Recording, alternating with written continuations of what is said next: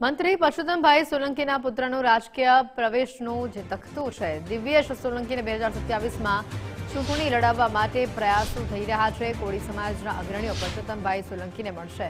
પુત્ર દિવ્યેશને રાજકીય અનુગામી બનાવવા રજૂઆત કરવામાં આવશે. ગઈકાલે કોળી સમાજની બેઠકમાં પણ આ મુદ્દે ચર્ચા કરવામાં આવી હતી.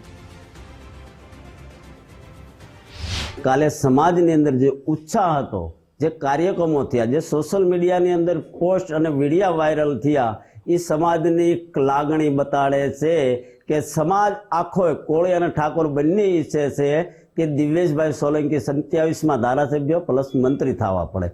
સાથે સાથે જે અત્યાર સુધી કોળી સમાજની અંદર ચાલી રહ્યું હતું ને કે કોળી સમાજના ભાગલા પાડો અને રાજ કરો, એ લોકોને અમે આ વાત ઉપર બ્રેક આવશે.